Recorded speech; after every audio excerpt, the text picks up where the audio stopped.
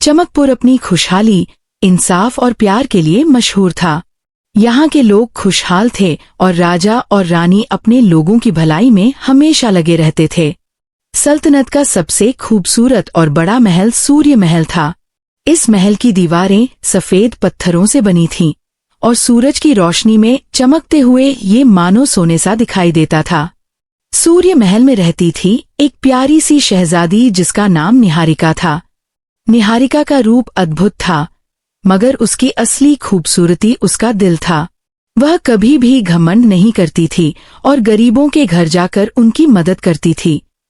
उसे सल्तनत के पुराने बागों से बहुत प्यार था।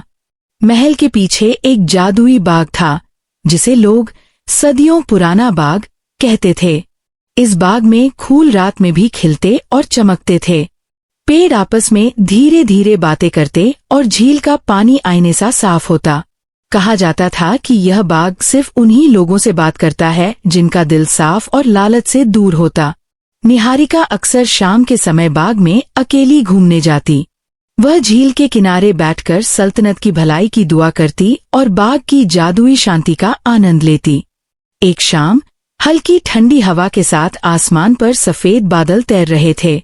पक्षी अपने घोंसलों की ओर लौट रहे थे और पेड़ों की पत्तियां धीरे धीरे सरक रही थीं। निहारिका बाग में चल रही थी कि उसने एक धीमी आवाज सुनी, ची ची। निहारिका रुकी। आवाज के पीछे जाकर उसने देखा कि एक छोटा सफेद परिंदा जमीन पर गिरा हुआ था। उसका एक पंख घायल था और वह दर्द से कांप रहा था। निहारिका घुटनों के बल उसके पास बैठ गई और बोली, डरो मत, मैं तुम्हें कुछ नहीं होने दूंगी। उसने अपने दुपट्टे से पंख का घाव साफ किया, महल से दवा मंगवाई और धीरे धीरे परिंदा पानी पीने लगा। निहारिका ने प्यार और धैर्य से उसकी देखभाल की।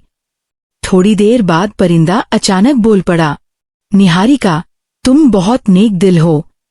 मैं कोई आम परिंदा नहीं हूँ। मैं इस जादुई बाग का रक्षक हूँ और लोगों के दिलों को परखता हूँ। तुम्हारी मदद का इनाम मैं तुम्हें देना चाहता हूँ। निहारिका आश्चर्यचकित हुई, लेकिन डर नहीं लगी। परिंदा ने कहा, यह इनाम सोना या हीरा नहीं है। यह तोहफा है सच्चाई पहचानने की शक्ति और इंसाफ करने की हिम्मत। मुश्किल समय में ये तुम्हारे काम आएगा। जैसे ही ये कहा, परिंदा के चारों ओर हल्की सी रोशनी फैल गई और निहारिका ने दिल में अजीब सी शांति महसूस की। अगली रात महल में अचानक हलचल मच गई। सिपाही दौड़ रहे थे और दरवाजे खुल बंद हो रहे थे। महल की सबसे कीमती चीज रात की जादुई लालटेन चोरी हो चुकी थी। यह लालटेन सदियों पुरानी थी और इसकी रोशनी से सल्तनत में खुशहाली रहती थी। वजीर ने चिंता जताई, अगर यह लालटेन नहीं मिली तो सल्तनत पर बुरा समय आएगा। लोग डर गए, लेकिन निहारिका शांत रही। उसने आंखें बंद की और दिल की आवाज सुनी। उसे परिंदा याद आया और वह अकेली चमकपुर की गलियों में निकल पड़ी। उसने अमीर और गरीब दोनों से पूछताछ की। धीरे धीरे उसे शहर के बाहर एक पुरानी झोपड़ी मिली। झोपड़ी में एक कमजोर आदमी बैठा था, रो रहा था और लालटेन उसके पास थी। आदमी बोला, शहजादी, मैं चोर नहीं हूँ। मैं भूखा था और मेरे बच्चे बीमार हैं।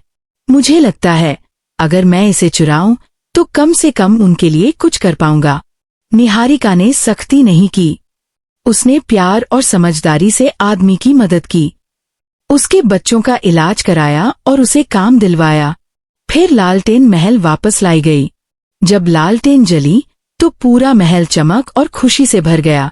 राजा ने कहा, आज मुझे अपनी बेटी पर गर्व है। उसने साबित कर दिया कि ताकत तलवार में नहीं, बल्कि सच्चाई, धैर्य और दया में होती है। उस शाम निहारिका फिर से बाग में गई। परिंदा खुश होकर चहचहाया और फूल पहले से भी ज्यादा चमकने लगे। हवा ने जैसे कहा, नेकी कभी व्यर्थ नहीं जाती। निहारिका ने महसूस किया कि मुश्किल समय में भी सच्चाई और अच्छाई का रास्ता अपनाना ही सबसे बड़ी ताकत है। और महल के दरबार में सब कुछ शांत लग रहा था, लेकिन किसी ने यह नहीं जाना कि बाहर सल्तनत के किनारों पर एक छिपा हुआ खतरा धीरे धीरे उठ रहा था। एक अंधेरी गली में शहर से बाहर एक रहस्यमयी व्यक्ति अपनी टोपी और ढके हुए चेहरे के साथ कुछ गुप्त तैयारी कर रहा था। उसका नाम था कालचक्र। वह बहुत चालाक और चालबाज था। वह जानता था कि अगर उसे सल्तनत पर राज करना है तो उसे निहारिका की ताकत और न्यायप्रियता को हराना होगा। उसने अपनी जादुई किताब में कुछ मंत्र पढ़े और उसके हाथ में जादुई छड़ी चमक उठी। एक सुबह महल में खुशियां मना रहे लोग अचानक डर गए। महल के मुख्य दरवाजे पर एक अजीब सी जहरीली धुंध फैल गई। सिपाही दौड़ते हुए दरबार में आए और बोले, शहजादी, बाहर कुछ अजीब हो रहा है। लोगों की आंखों में डर है और बाजार में चोरी की खबरें आ रही हैं। निहारिका ने तुरंत समझा कि यह कोई साधारण समस्या नहीं है। उसे याद आया परिंदा जो उसे शक्ति और न्याय का तोहफा दे चुका था। उसने अपनी आंखें बंद की और दिल की आवाज सुनी। उसने तय किया कि वह अकेली ही उस खतरे का सामना करेगी। वह महल के पुराने जादुई बाग में गई, जहां फूल रात में भी चमकते थे और झील आईने की तरह साफ थी। परिंदा वहां पहले से ही उसका इंतजार कर रहा था। निहारिका, परिंदा बोला, तुम्हें अब और मजबूत होना पड़ेगा। कालचक्र एक बहुत चालाक और खतरनाक जादूगर है। उसने अपने मंत्रों से सल्तनत में डर फैलाया है। तुम्हें उसकी चाल को पहचानना होगा और सही फैसले लेना होगा। निहारिका ने गहरी सांस ली और कहा, मैं डरूंगी नहीं। सत्य और इंसाफ की ताकत से मैं उसकी योजना को रोकूंगी। तब परिंदा ने उसे एक जादुई खंड दिया। ये खंड उसे दिखा सकता था कि कौन सच में डर या लालच में फंसा है और कौन अपने दिल से नेक है। निहारिका ने खंड को अपने गले में पहना और बाहर निकल गई। बाजार में कदम रखते ही उसने देखा कि कुछ लोग चोरी कर रहे थे और कुछ लोग डर के मारे अपने घरों में बंद थे। निहारिका ने धीरे धीरे लोगों से बात की। उसने महसूस किया कि कुछ चोर वास्तव में गरीब और परेशान लोग थे, जिनके पास कोई सहारा नहीं था। निहारिका ने अपने न्याय और दया के तरीकों से उनकी मदद की। उसने उन्हें काम दिलाया और उनके बच्चों का इलाज कराया। लेकिन कालचक्र ने यह देखकर गुस्सा किया। उसने अपने जादुई मंत्रों से एक भयानक दैत्य छाया भेजी जो सीधे महल की ओर बढ़ रही थी। यह छाया इतनी बड़ी और डरावनी थी कि लोग भागने लगे। महल के गार्ड भी डर गए। निहारिका ने अपने दिल की आवाज सुनी और खंड की शक्ति का इस्तेमाल किया। उसने देखा कि छाया में छिपे डर और लालच से कई लोग प्रभावित हो रहे थे, लेकिन उनके अंदर अच्छाई अभी भी बाकी थी। उसने अपनी दया और समझदारी से उन लोगों को डर और भ्रम से बाहर निकाला।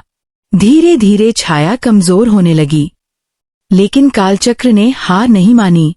उसने अपने जादुई दर्पण से निहारिका को भ्रमित करने की कोशिश की। दर्पण में उसे उसकी सबसे बड़ी डरावनी कल्पना दिखाई दी। महल में आग लगना, सल्तनत के लोग डर में भागना और खुद निहारिका अकेली। निहारिका ने डरने के बजाय अपनी आंखें बंद की और कहा, सच और न्याय के लिए डरना नहीं चाहिए। जो लोग नेक हैं, उनका साथ मेरे साथ है। उसने खंड की शक्ति से दर्पण को तोड़ दिया।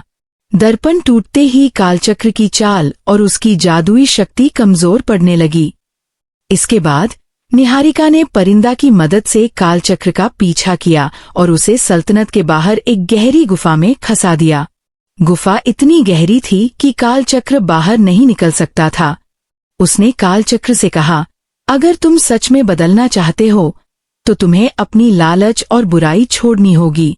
कालचक्र डर गया और उसने अपनी बुराई छोड़ने का वादा किया। निहारिका ने उसे गुफा में सुरक्षित रहने दिया ताकि वह समय के साथ सुधर सके। सल्तनत लौटकर निहारिका ने देखा कि लोग पहले से ज्यादा खुश हैं। बच्चों की हंसी, बाजार की चहल पहल और महल की रोशनी ने सब कुछ फिर से सुंदर बना दिया। रात में निहारिका फिर से बाग में गई।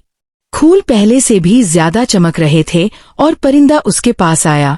उसने कहा, तुमने साबित कर दिया कि मुश्किल समय में भी न्याय और दया से बड़ी ताकत कोई नहीं।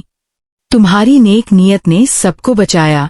निहारिका ने मुस्कुराते हुए कहा, सच, धैर्य और दया की ताकत ही सबसे बड़ी है। अगर हम अपने दिल से नेक हों, तो कोई भी अंधेरा हमें रोक नहीं सकता। और इस तरह निहारिका ने केवल अपनी सल्तनत को ही सुरक्षित नहीं किया, बल्कि यह भी दिखा दिया कि सच्चाई और अच्छाई की ताकत हमेशा बुराई पर जीतती है।